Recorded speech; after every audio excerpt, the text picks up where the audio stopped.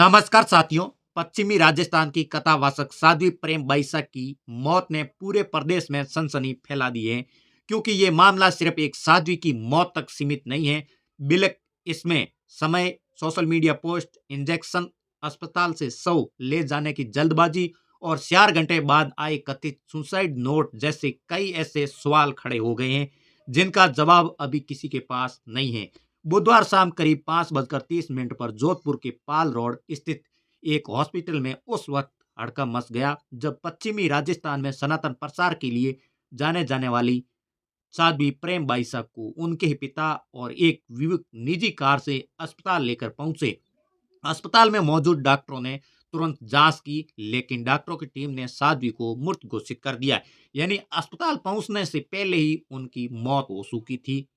Doctor Praveen Jain के अनुसार साध्वी के शरीर में किसी भी तरह की हलचल नहीं थी और न ही कोई नब्ज भी हल रही थी, जिसके बाद डॉक्टरों का कहना है कि उन्हें बचाने की पूरी कोशिश की, लेकिन मौत पहले ही हो चुकी थी। इसके बाद डॉक्टरों ने कानूनी प्रक्रिया के तहत शव को एमडीएम अस्पताल या महात्मा गांधी अस्पताल की मोर्चरी में ले जाने की सलाह भी दी और वहां तक अस्पताल की एम्बुलेंस देने की पेशकश भी की गई थी, लेकिन वहीं से मामला संदिग्ध होता चला गया।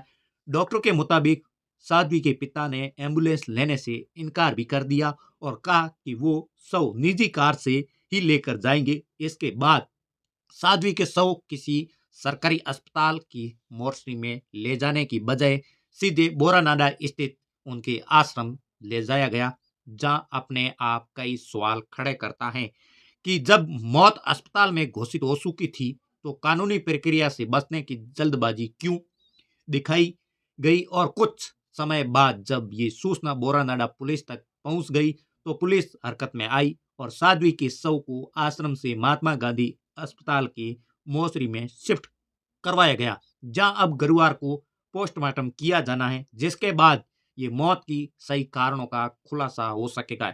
इस पूरे मामले में पुलिस की पारंपरिक पूछताछ में सामने आया कि साध्वी प्रेम बाईसा को बुखार था और इलाज के लिए आश्रम में ही एक कथित कंप्यूटर को बुलाया गया था, जिसके साध्वी के इंजेक्शन लगाया गया और इंजेक्शन लगाते ही साध्वी निडाल होकर गिर पड़ी।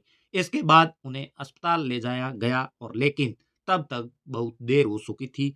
अब सवाल ये उठता है कि कौन था वो कंप्यूटर? क्या प्रशिक्षित मेडिकल स्टाफ था या नहीं? इंजेक्शन कौन सा लगाया गया? इसकी डोज क्या थी?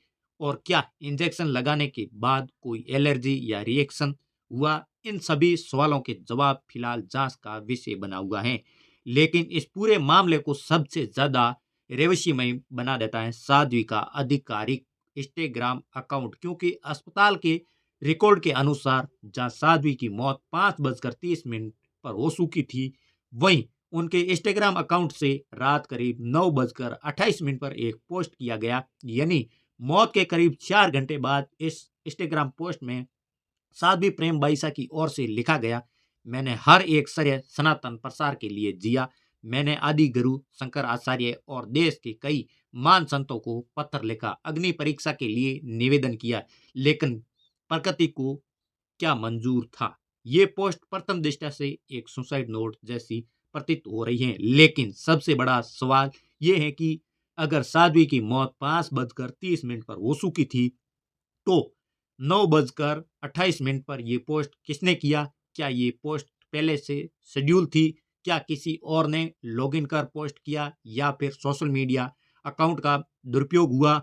इन सवालों ने पूरे मामले को भी और गहरा कर दिया है। मामले की गंभीरता से देखते हुए एसपी वेस्ट रवि शर्मा ने बताया कि पुलिस हर एंगल से जांच भी कर रही है। Mobile phone, social media account, call detail, आश्रम से जुड़े लोगों और पिता और साथ ही आए युवक से पूछताछ भी की जा रही है और पोस्टमार्टम रिपोर्ट आने के बाद ही अगली कार्रवाई तय की जाएगी। वहीं दूसरी ओर इस मामले ने सियासी रंग भी पकड़ लिया है।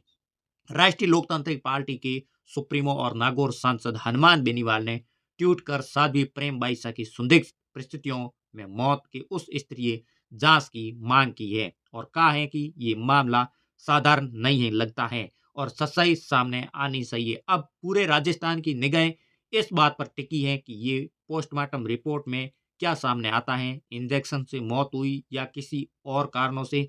सोशल मीडिया पोस्ट का सच क्या है और क्या साध्वी की मौत प्रकृति थी या दुर्घटना थी या फिर किसी बड़ी साजिश का हिस्सा।